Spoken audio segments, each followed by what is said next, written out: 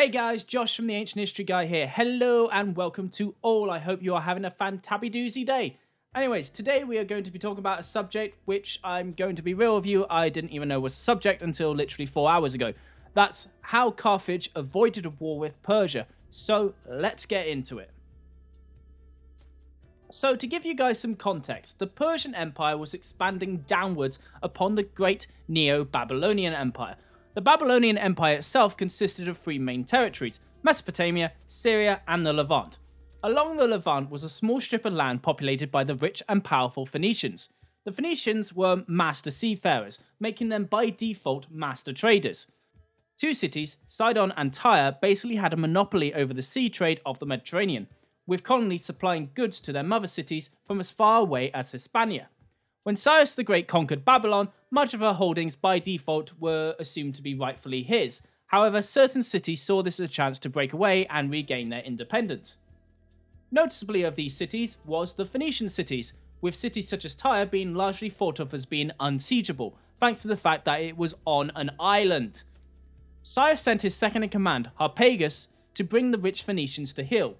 Harpagus was something of a military innovator, and a big fan of taking the high ground, even when the high ground did not exist. Therefore, in classic Harpagus style, he had massive earthworks constructed, allowing him to A. get to the walls of the Phoenician cities, and B. rain arrows down upon the unlucky defenders. Needless to say, this worked, with many Phoenicians leaving their homes for the colonies, hoping to escape the Persian rule. This brought them directly to the newly established colony of Carthage.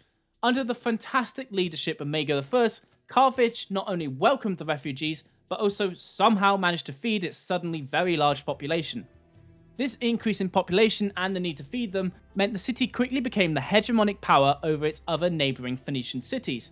As so many Phoenicians had fled to Carthage, the city felt duty-bound to protect their cousins in other colonies, and so, almost overnight, Carthage became a naval power, defending its fellow Punics against Greek raiders and traders. With the Greeks put in their place and the trade lanes of the Western Mediterranean secured, Carthage began to prosper. Now, we must skip forward a few years to the reign of Cambyses II. Cambyses is largely, in my opinion, wrongly regarded as the loony king of the Persian Empire, and was largely responsible for the expansion of his father's holdings down the Levant and into Egypt. This took a large amount of planning, noticeably making supply deals with local Arabians. However, once he had taken Egypt, it seems that Cambyses actually had plans to continue westwards, through Libya and into Africa itself, with the intention of bringing the now rich and prosperous Carthage to heel. Already he had used the Phoenicians to construct a grand fleet, something on the scale no power had ever built before. The plan was simple: he would continue to march westwards, whilst the Phoenicians and Greeks of Ionia would fight the dominant Carthaginian navy. Simple in theory, but not exactly in execution. You see, the problem was that a large portion of this plan actually relied on the Phoenicians. Now, as mentioned before, the Phoenicians were master seafarers and already knew the route to Carthage. Carthage, after all, had been a trade colony before it was cut off from its mother city of Tyre. The problem was that if the Phoenicians went along with this, they would essentially be going to war with their own families. We already seen how protective Carthage became once it swelled with Tyrians over its fellow Phoenician colonies of the Western Mediterranean. Blood, after all, was thicker than water, and as a result, the Tyrians within the fleet flatly refused to be part of the plan, putting a huge spanner in Cambyses' plans to the point where he essentially had to call off the entire campaign. Now, this had several knock-on effects. For one, Cambyses enacted a sort of soft revenge on the Tyrians for essentially ruining his grand plan.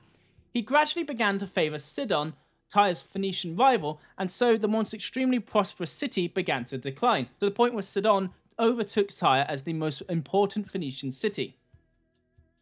A knock-on effect of this was Carthage rose to be the dominant Phoenician city, taking over Tyre's role as the protector of the Phoenician colonies and expanding even further against the Greeks. What's interesting is the common foe actually drew the two powers together. This was most apparent during the Greco-Persian Wars, where the two powers essentially agreed to come crashing down upon the Greeks from two flanks. The Persians from the east attacking mainland Greece, whilst the Carthaginians attacked from the west, attacking Sicily and Magna Graecia. Funnily enough, both wars would end with the Greeks victorious, even though Carthage was able to recover far quicker than the Persians could from their defeat. So, what do I think of this? Well, I think it's fascinating. I, for one, thought Carthage was simply too far away for the Persians to really want anything to do with them.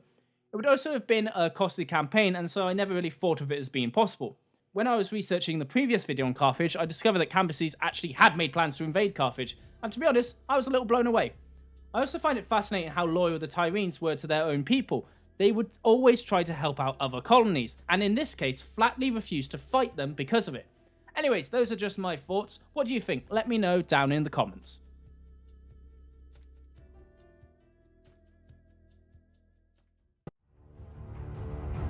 Thank you for watching and listening to our videos. Be sure to like, comment and subscribe if you've enjoyed. All sources are listed and linked in the description below. I've been the Ancient History Guy, and as always, I'll be seeing you later.